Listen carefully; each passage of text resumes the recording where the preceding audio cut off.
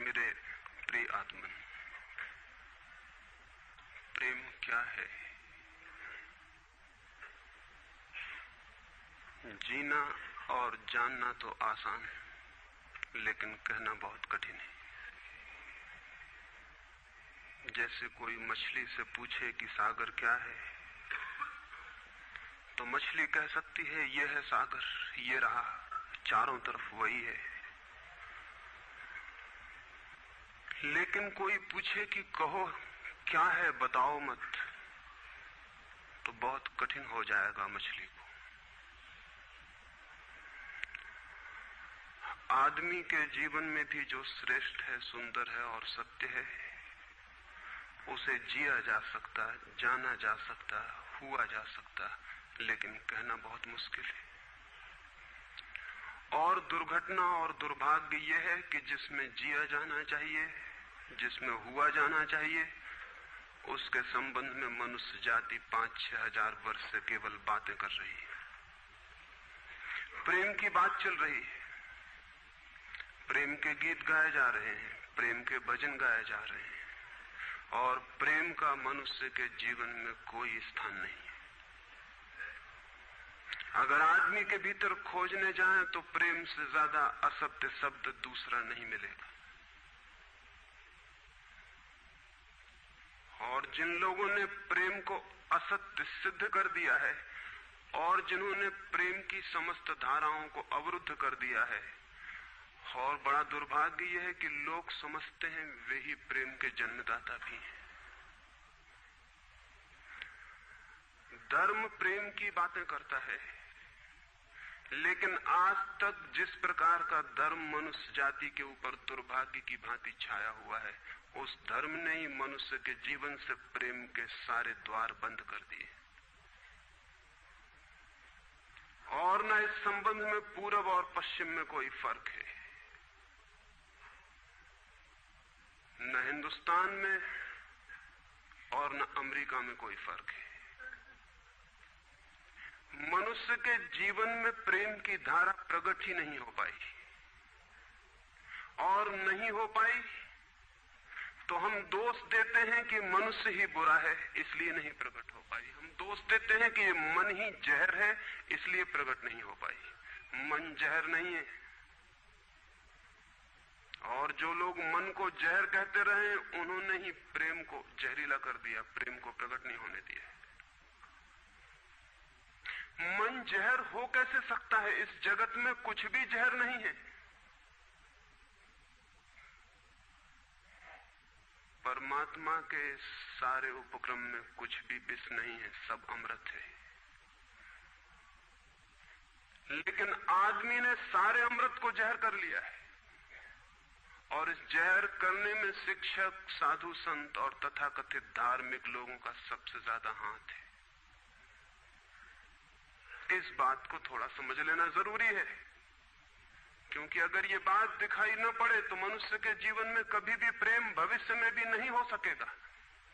क्योंकि जिन कारणों से प्रेम नहीं पैदा हो सका है, उन्हीं कारणों को हम प्रेम प्रकट करने के आधार और कारण बना रहे हैं। हालतें ऐसी हैं कि गलत सिद्धांतों को अगर हजारों वर्ष तक दोहराया जाए तो फिर हम ये भूल ही जाते हैं कि सिद्धांत गलत है, और दिखाई पड़ने लगता है कि आदमी गलत है, क्योंकि उन सिद्धांतों को पूरा नहीं कर पा रहा है। मैंने सुना है एक सम्राट के महल के नीचे से एक पंखा बेचने वाला गुजरता था और जोर से चिल्ला रहा था कि अनूठे और अद्भुत पंखे मैंने निर्मित किए हैं। ऐसे पंखे कभी भी नहीं बनाए गए, ये पंखे कभी देखे भी नहीं गए हैं। सम्राट ने खिड़की से झांक के देखा कि कौन है जो अनूठे पंखे ले आया। सम्राट के पास सब तरह के पंखे थे, दुनिया के कोने कोने में जो मिल सकते थे। और नीचे देखा, गलियारे में खड़ा हुआ एक आदमी, साधारण 2-2 पैसे के पंखे होंगे, और चिल्ला रहा है कि अनूठे, अद्वितीय। उस आदमी को ऊपर बुलाया और पूछा कि इन पंखों में क्या खूबी है, दाम क्या है इन पंखों के? उस पंखे वाले ने कहा कि महाराज, दाम ज्यादा नहीं है, पंखे को देखते हुए दाम बहुत कम है, सिर्फ 100 रुपए का पंखा है। सम्राट ने कहा 100 रुपए? ये 2 पैसे का पंखा जो बाजार में जगह जगह मिलता है, 100 रुपए दाम, क्या है इसकी खूबी? उस आदमी ने कहा खूबी ये पंखा 100 वर्ष चलता है, 100 वर्ष के लिए गारंटी है, 100 वर्ष से कम में खराब नहीं होता है। सम्राट ने कहा इसको देख के तो ऐसा लगता है कि सप्ताह भी चल जाए, पूरा तो मुश्किल है। धोखा देने की कोशिश कर रहे हो, सरासर बेईमानी, और वो भी सम्राट के सामने। उस आदमी ने कहा आप मुझे भली भांति जानते हैं, इसी गलिहारे में रोज पंखे बेचता हूं, 100 रुपए दाम है इसके, और अगर 100 वर्ष न चले तो जिम्मेदार मैं हूं, रोज तो नीचे मौजूद होता हूं, और फिर आप सम्राट हैं, आपको धोखा देके जाऊंगा कहां। वो पंखा खरीद लिया गया। सम्राट को विश्वास तो न था, लेकिन आश्चर्य भी था कि यह आदमी सरासर झूठ बोल रहा है, किस बल पर बोल रहा है। पंखा 100 रुपए में खरीद लिया गया और उससे कहा कि 7वें दिन तुम उपस्थित हो जाना। 2-4 दिन में ही पंखे की डंडी बाहर निकल गई, 7वें दिन तो वो बिल्कुल मुर्दा हो गए। लेकिन सम्राट ने सोचा कि शायद पंखे वाला आएगा नहीं, लेकिन ठीक समय पर 7वें दिन वो पंखे वाला हाजिर हो गया। उसने कहा कहो महाराज। उन्होंने कहा कहना नहीं है, ये पंखा पड़ा हुआ है टूटा हुआ, ये 7 दिन में ये गति हो गई, तुम कहते 100 वर्ष चलेगा। पागल हो या धोखेबाज क्या हो। उस आदमी ने कहा कि मालूम होता है आपको पंखा झलना नहीं आता है।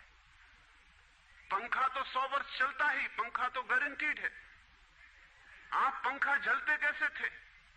सम्राट ने कहा और भी सुनो, अब मुझे ये भी सीखना पड़ेगा कि पंखा कैसे किया जाता है। उस आदमी ने कहा कृपा करके बताइए कि इस पंखे की गति 7 दिन में ऐसी कैसे बना दी आपने, किस भांति पंखा किया। सम्राट ने पंखा उठा के करके दिखाया कि इस भांति मैंने पंखा किया है।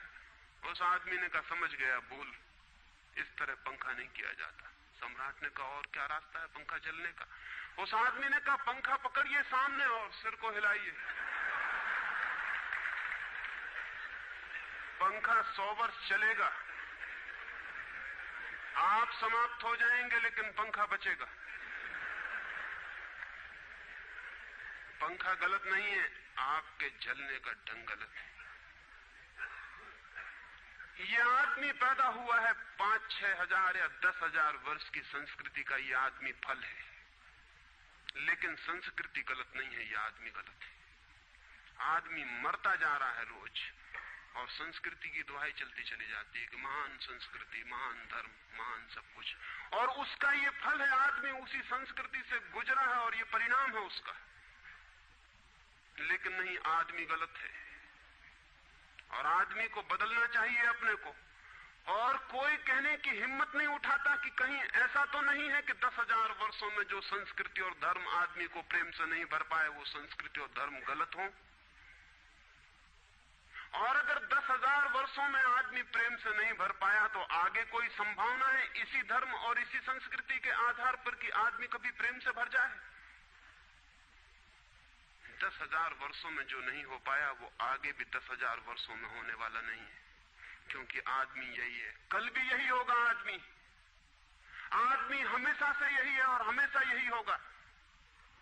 और संस्कृति और धर्म जिनके हम नारे दिए चले जाते हैं, संतों और महात्माओं की जिनकी दुहाइयां दिए चले जाते हैं,